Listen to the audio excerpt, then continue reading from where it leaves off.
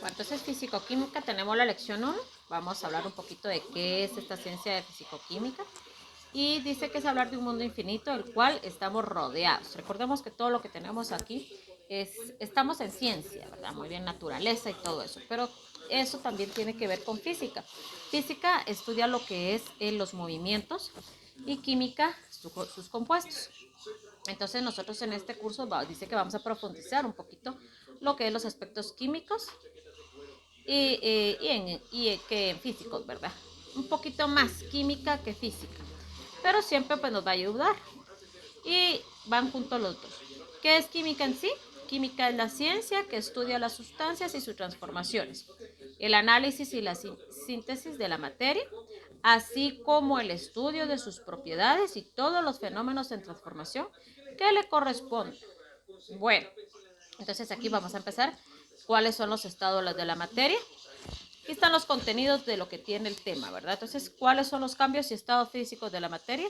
Los fenómenos de la materia físicos es aquel cambio que puede sufrir la materia sin que se altere su naturaleza.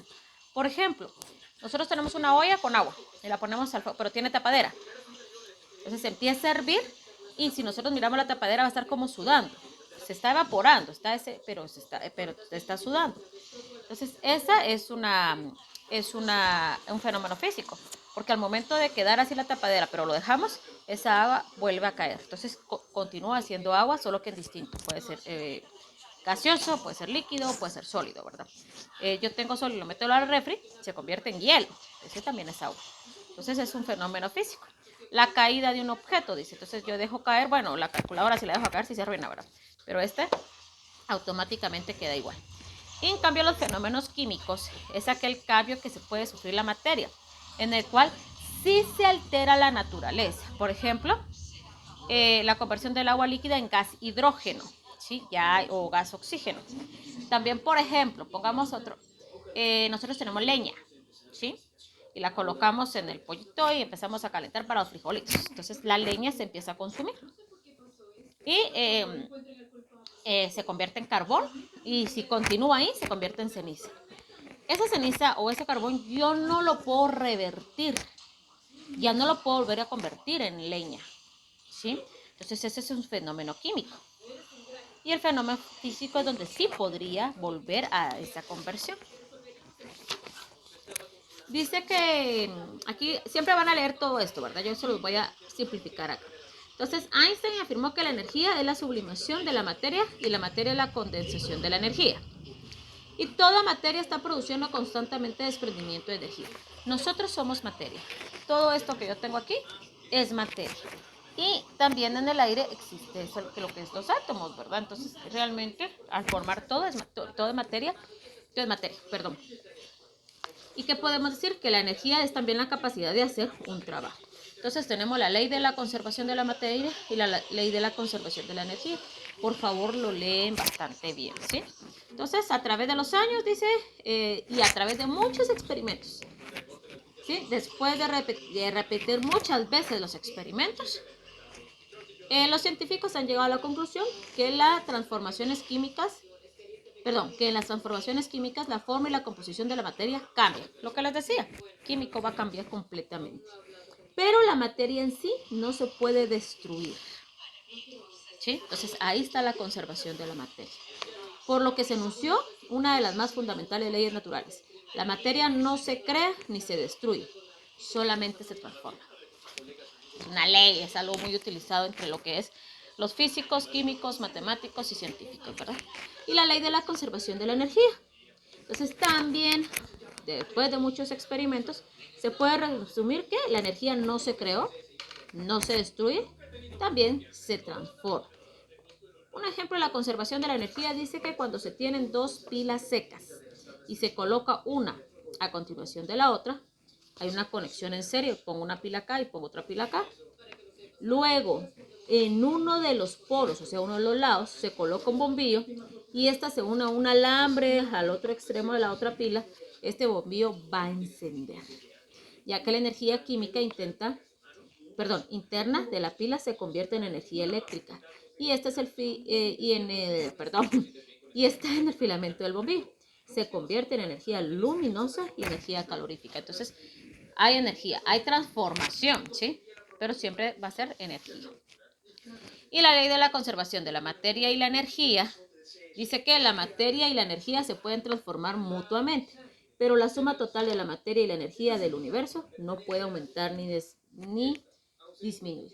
Luego tenemos las propiedades físicas y químicas de la materia. Entre las propiedades podemos tener, por ejemplo, dice que la materia se afecta directa o indirectamente a nuestros sentidos, no la va a afectar. Y esas se llaman propiedades físicas. Estas pueden ser específicas como el olor, color, sabor, dureza, brillo y las extensivas o extensivas. Y según la materia, la cantidad de materia. El peso, la masa, el volumen van a ser extensivas, ¿sí? Entonces, extensivas, estas que están acá. Y las otras son físicas, ¿verdad? Las específicas, las demás. En los estados físicos de la materia son básicamente 13. Líquido, sólido, gaseosa. Y ahora a este también se le une otro de los estados que es el plasma. Ese ahora también ya es un estado físico de la materia. Aunque existe una corriente muy fuerte entre los científicos en introducir el cuarto estado, que es el que les digo acá, que es como una coloidal, una idea de gelatinoso. Es el plasma. Mejor conocido como plasma ahora. Y los sólidos van a presentar forma y volumen constante o definido. Los líquidos tienen la forma de donde los tenemos. El vaso, una olla. Y los gases no tienen ni forma ni volumen determinado. Y las propiedades químicas de los cuerpos se ponen en manifiesto cuando estos se transforman en otros completamente distintos. Volvemos a repetir, propiedades químicas van a cambiar. Luego tenemos masa, peso y volumen. En este caso tenemos una fórmula para poder peso. Fíjense que nosotros normalmente decimos, ¿cuánto pesas? Yo peso 114 libras. Un ejemplo, ¿verdad? Yo no peso eso, peso más, pero pongamos. Entonces tenemos esto, pero realmente ese no es el peso. Nosotros lo que tenemos es masa. ¿Sí? Lo que es libras, kilogramos, va a ser la masa. ¿Qué es el peso? El peso es la fuerza que ejerce la gravedad sobre la masa, ¿sí? Que posee el cuerpo. Eso es peso. Entonces, la P la vamos a conocer como peso, la M como masa y la G de gravedad. En la Tierra, la gravedad va a ser de 9.8 metros por segundo al cuadrado. Aquí dice 9.81, está bien. Yo porque aquí solo tengo un decimal y aquí hay 2 decimales, no hay ningún problema. Para calcular el peso, nosotros estamos aquí, tenemos una masa de 30 kilogramos. Solo con que me den esto o me den libras, pero si me dan libras, la gravedad va a ser 32 pies. Pies, estoy aprendiendo en inglés, por segundo al cuadrado. Si me dan libras, lo voy a multiplicar con esto. Si me dan kilogramos, lo voy a multiplicar con esto, porque esto es en el sistema inglés y este es el sistema internacional de medidas, que es el más común que utilizamos. Entonces, si me están diciendo 30 kilogramos, estoy trabajando en el sistema internacional, entonces voy a multiplicar 30 por 9.81 o 9.8, no hay ningún problema. Me va a dar 294.3 kilogramos por masa por segundo al cuadrado. Cuando yo tengo esta combinación de kilogramos por masa por segundo al cuadrado, se convierte en newton. Entonces, nuestro peso va a ser en newton. Entonces, por ejemplo, yo tengo 145 libras, ¿sí? Entonces, para saber mi peso, lo voy a multiplicar por 32, que son los pies. Entonces, yo tengo 4.640, va a ser mi peso. En este caso, cuando yo tengo libras por pies por segundo al cuadrado, esto lo voy a trabajar en el sistema inglés, ¿sí? Normalmente esto se llama como flujo, ¿sí? Cuando estamos en el sistema inglés. Normalmente utilizamos el sistema internacional, pero por si en algún momento venga el sistema inglés, usted ya lo sabe. Entonces, mi fórmula va a ser esta. ¿Y qué es la densidad? La densidad designa la masa o cantidad de materia de una sustancia contenida en una unidad de volumen. Una sustancia densa es aquella que tiene una gran cantidad de materia en un volumen pequeño. Entonces tenemos también una fórmula para la densidad, que es masa del volumen dividido el volumen del cuerpo. Perdón, masa del cuerpo. Entonces, esta es mi fórmula. Densidad es igual a masa del cuerpo dividido volumen del cuerpo. Entonces, la D densidad, la M masa y la V volumen. Entonces, aquí me está dando determinar la densidad del alcohol etílico si hay, miren, 80 cc. ¿Sí? Esto va a ser el volumen, ¿sí? Y dice que el volumen, esto pesa 63.3 gramos. Cuando estoy hablando de volumen, yo no soy muy buena para dibujar, perdón. Voy a dibujar, pongamos que tengo un cubo, ¿sí? Y aquí adentro yo coloqué lo que es el alcohol, ¿sí? Entonces, esto es como que fuera es un recipiente cuadrado, ¿sí? Entonces, esto que está aquí, el recipiente en sí, tiene 80 cc. Pero lo que está aquí adentro es 63.3 gramos, la masa. Este líquido que está aquí, perdón, este líquido que está aquí es la masa. Y esto que está acá, que lo contiene, ¿sí? Todo esto va a ser 80 cc, es como que si fuera un vaso, ¿verdad? ¿Sí?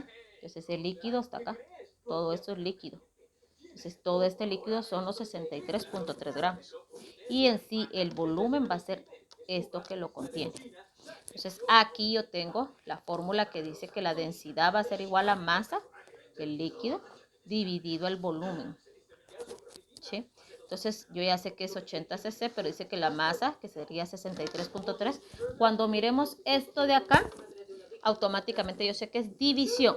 Esto va a ser división. Y cuando tengo los dos paréntesis aquí sin ningún signo es una multiplicación. Entonces 63.3 dividido 80 me va a dar 0,79 gramos por cc. ¿Sí? Es la densidad. Entonces estas fórmulas las van a utilizar porque van a tener. Luego tenemos soluciones o mezclas, que son solventes, soluto, mezcla, qué es cada cosa, ¿sí? Por favor lo leen siempre. Y luego pasamos al tema de los elementos. Los elementos, si nosotros hemos escuchado lo que es la tabla periódica de los elementos, en este es bien importante. ¿Por qué? Porque en la tabla periódica de los elementos nos están hablando sobre lo que es todo, perdón, ay, espérenme, solo voy a quitar esta mi hojita acá. Los elementos que hay en la Tierra, ¿sí? Todos estos elementos. Todavía estos que miran por acá son los que todavía se están descubriendo, podríamos decir. La mayoría de estos elementos ya estaban en la Tierra. La mayoría de los últimos de acá, de la tabla, ya son creados por el hombre en laboratorio, ¿sí? Entonces, por ejemplo, el hidrógeno, el litio, el berio, el helio, el boro, el oxígeno, el nitrógeno, el flúor, el cloro, el fósforo, ¿sí? Níquel, el hierro, el cromo, el titanio. Todos estos son elementos lo conocemos como tabla periódica, pero son los elementos que contiene la Tierra. Nosotros, por ejemplo, tenemos oxígeno en nuestro cuerpo, tenemos fósforo, tenemos sodio, ¿verdad? Entonces, eso es lo que estamos hablando de los elementos. Y a través de la investigación científica se pudieron descubrir los elementos. Ojo, los elementos no se inventaron, ¿sí? Se descubrieron. Quiere decir que ya existían en la Tierra y científicos que empezaron a hacer trabajos, lograron descubrir, esto es el hierro, este es fósforo, este es zinc, ¿ya? Fue eso. Y ya lo que es inventados, como digo, son los últimos, pero normalmente los elementos, los principales, como todos estos que están acá, fueron descubiertos. Entonces los elementos más familiarizados son el oro, la plata, el hierro, el cobre, níquel, azufre, oxígeno, carbono, nitrógeno, hidrógeno. Pero hay muchos más. Por ejemplo, esta tabla periódica tiene 118 elementos. Y les apuesto que como van con todos los científicos, van a estar descubriendo e inventando más. Ahora, ¿qué es un compuesto? El compuesto está formado por dos elementos. Estos están puros. Oro, plata. Ustedes se han dado cuenta que antes habían aretes de oro, aretes de plata, ¿sí? Pero ahora ya hay una combinación de oro con otro metal, ¿verdad? Entonces, esos van a ser compuestos. Pueden ser 2 o más elementos. Y a eso se le va a hacer únicamente con la acción química, se van a poder separar. Y los elementos que componen cada sustancia no pueden ser ya identificados por sus propiedades individuales originales. Ya no se podría.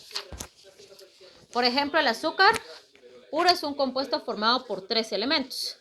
Tiene carbono, hidrógeno y oxígeno. Ese es el azúcar, ¿sí?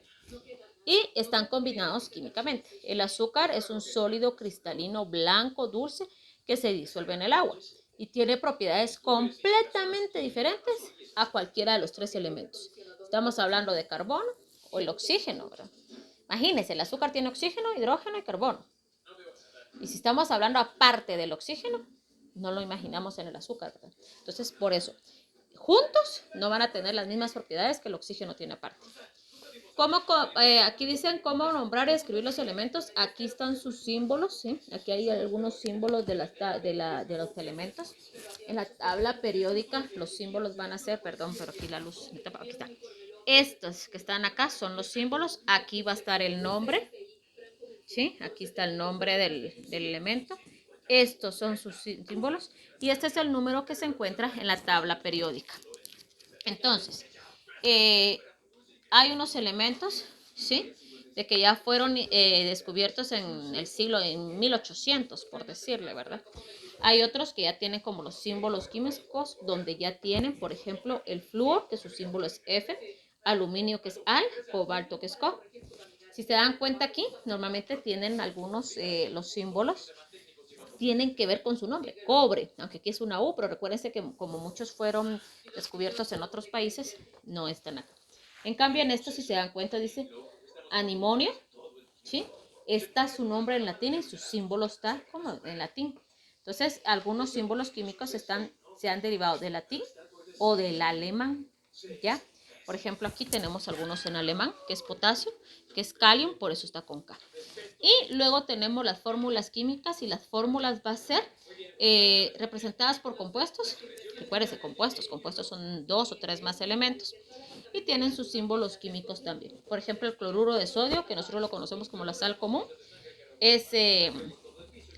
tiene sodio y tiene cloro, ¿verdad? Cloro y sodio. Está el nitrato de plata, el sulfato. Entonces, estos van a ser las fórmulas químicas donde ya nosotros tenemos esa combinación de más compuestos y elementos. Aquí está a qué se refiere, por favor, eso no lo leemos. Aquí están todos los elementos de la tabla periódica, ¿sí? Solo que aquí están alfabéticamente, por eso su numeración acá, ¿sí? No está en orden. ¿Lo leen, por favor? Aquí tienen 104 elementos. Son más, son 118, pero hasta la fecha 104 están como que más estudiados. Aquí empezábamos con sus actividades. Investigan esto, por favor. Su ficha de estudios. ¿Sí? Contestan estas preguntas como no acaban aquí. Y en la ficha de autocontrol, por favor, aquí tienen también enunciados que, por ejemplo, tienen que ir leyendo y contestando. Aquí tienen dos pequeñas donde está, por ejemplo, cuál es la densidad, donde ustedes van a sacar la densidad. Si se dan cuenta, no es mucho lo que cambia, no es mucho lo que tienen que hacer. Y colocan los símbolos de cada una de estas, por favor. En esta tienen que ver si el aire, por ejemplo, ustedes van a investigar en el aire qué elementos tiene. ¿Sí? El aire tiene oxígeno, pero ¿qué otro elemento tiene? Eso es lo que van a investigar ustedes.